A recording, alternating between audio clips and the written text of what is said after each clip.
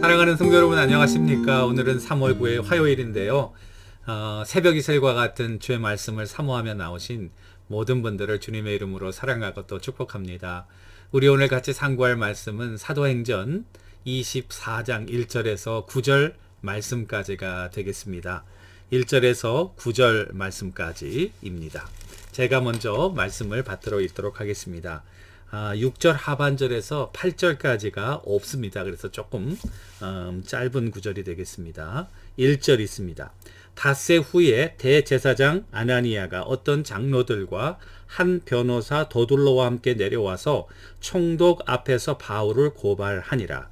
바울을 부르매 더둘로가 고발하여 이르되, 벨릭스 각하여, 우리가 당신을 힘입어 태평을 누리고 또 이 민족이 당신의 선견으로 말미암아 여러 가지 개선된 것을 우리가 어느 모양으로나 어느 곳에서나 크게 감사하나이다. 당신을 더 괴롭게 아니하려 하여 우리가 대강 여짜옵나니 관용하여 들으시기를 원하나이다. 우리가 보니 이 사람은 전염병과 같은 자라. 천하에 흩어진 유대인을 다 소요하게 하는 자요, 나사렛 이단의 우두머리라. 그가 또 성전을 더럽게 하려 함으로 우리가 잡아싸우니 당신이 그를 친히 신문하시면 우리가 고발하는 이 모든 일을 아실 수 있나이다 하니, 유대인들도 이에 참가하여 이 말이 옳다 주장하니라. 아멘. 이것은 우리에게 주시는 하나님의 말씀입니다.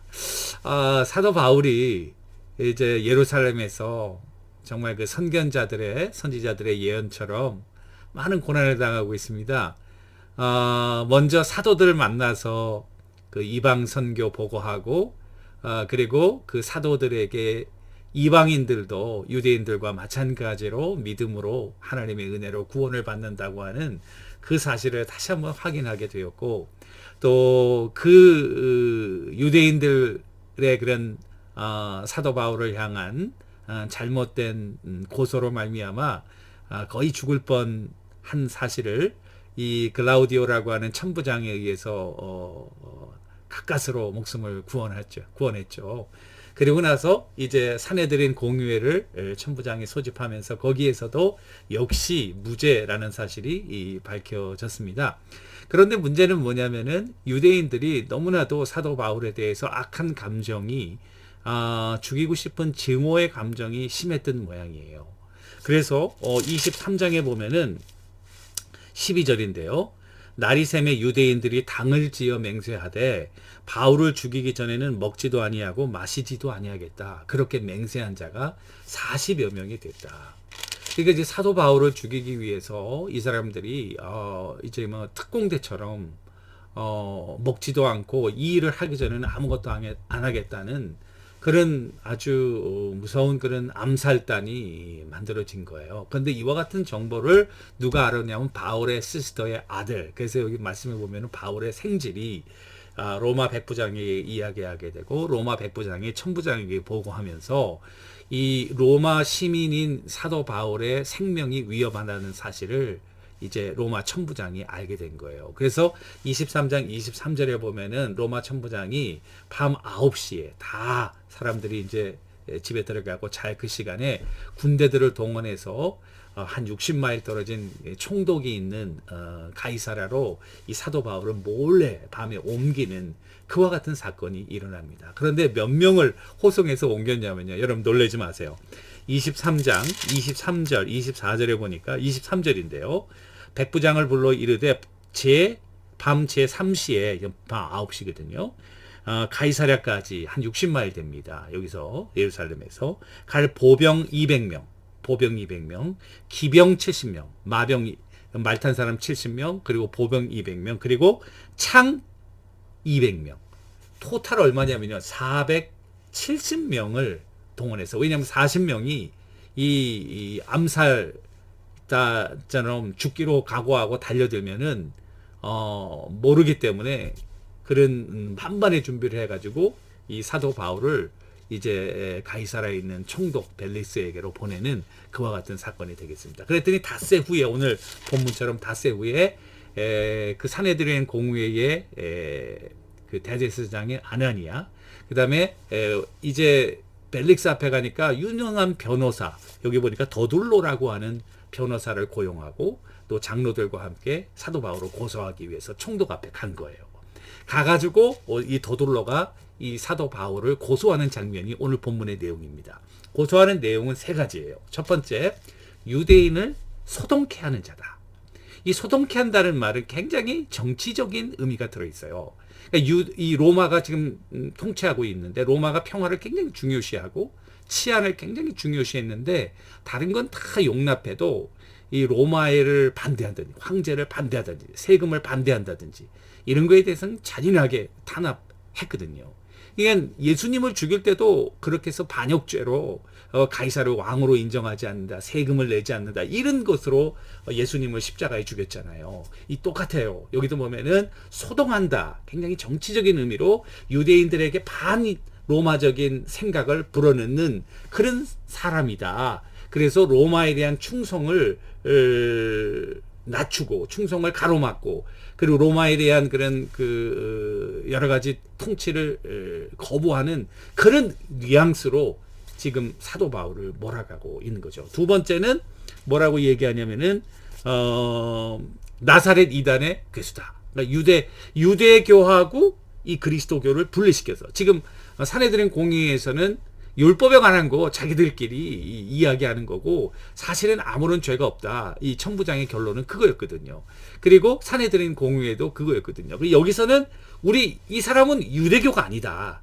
유대교와 다른 이단이다. 나사렛 이단의 괴수다. 이렇게 얘기를 하면서 이 사도 바울을 유대교로부터 분리시켜서 유대교는 로마가 인정을 하니까 이 다른 이단으로 이렇게 유대법에 저촉되는 그런 사람으로 하고 마지막 거기 보면 성전을 더럽힌다. 이렇게 얘기를 한 거예요. 자, 거기에 대한 사도 바울의 이제 뭐라 그럴까 변호가 나오는데 보세요. 사도 바울이 이제 뒤에 10절 이하에 보면은 뭐 변호사도 없고 자기가 스스로 거기에 대해서 이제 변호를 하는 거죠. 첫 번째 소요죄에 대해서는 뭐라고 얘기했냐면은 11절에 보니까 소요를 일으킬 만한 시간적 여유가 나는 없었다. 지금 예루살렘에 온 지 열흘밖에 안 돼요. 여러분 소요를 일으키려면 군중들을 동원하고 그리고 조직과 그리고 이 자금 뭐 이런 것들이 있어야 되는데 사도 바울 열흘 전에 와서 무슨 소요를 일으켜요? 어떤 계획을 해요? 첫 번째 시간이 없었다. 두 번째 이 선동에 대한 증인이 있냐? witness. 증인이 하나도 없다. 세 번째, 증거도 없다. 그리고 네 번째, 나는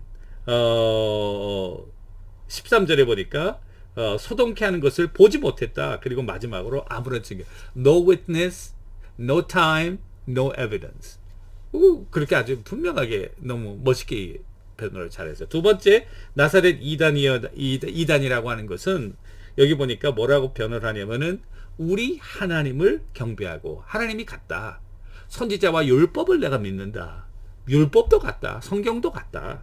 그리고 세 번째, 같은 소망을 가지고 있다. 바리새인들이 가지고 있는 부활과 심판에 대한 영생에 대한 같은 소망. 그리고 마지막으로는 양심의 거리낌이 없다.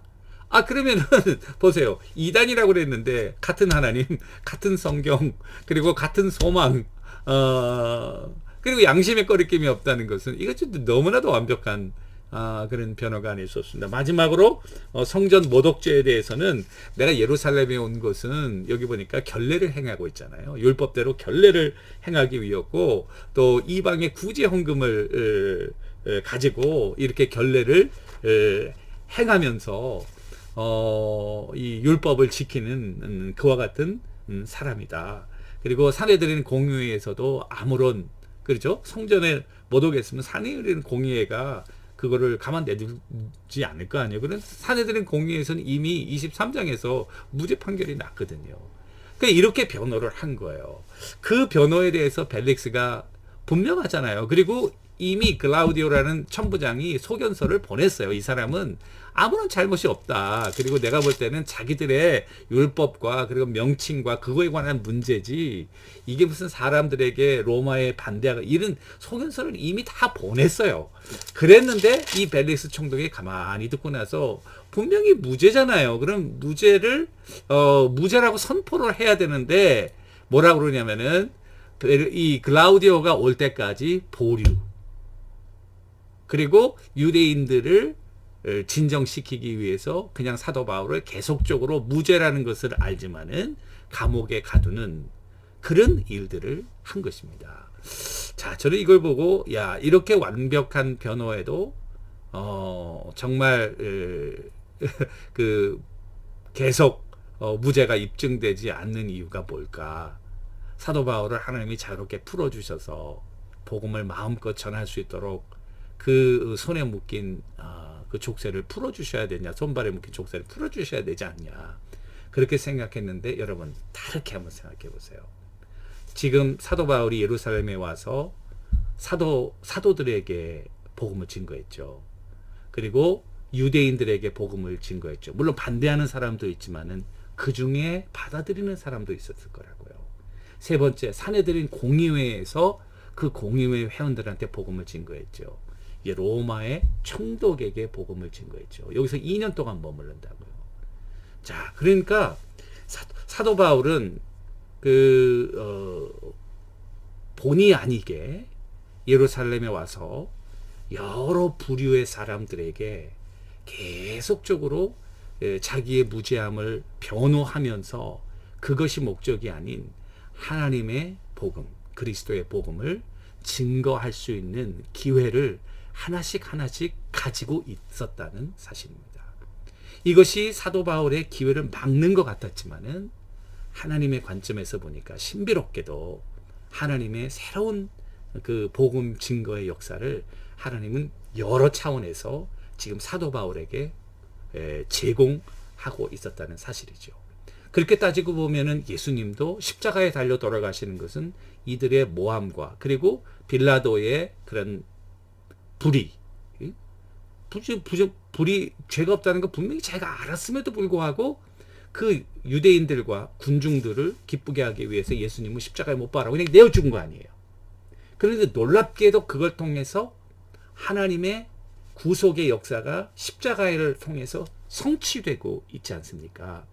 이걸 보면서 사도 바울도 역시 하나님의 역사는 하나하나 이루어져 가고 있다. 아무리 인간들이 막고 방해하고 그래도 이 사도 바울은 성령에 충만해서 그 기회마다 하나님의 귀한 목적을 이루어가는 신비로운 하나님의 역사는 더 하나씩 이루어져 가고 있었다는 사실입니다. 오늘 이 말씀을 통해서 여러분들과 내가 우리가 원하는 대로 생각대로 계획대로 되는 것이 하나님의 뜻을 이루고 내가 생각하는 것이 다 막히면은 이게 하나님의 뜻이 막힌 것이 아니냐라는 1차원적인 생각에서 탈피할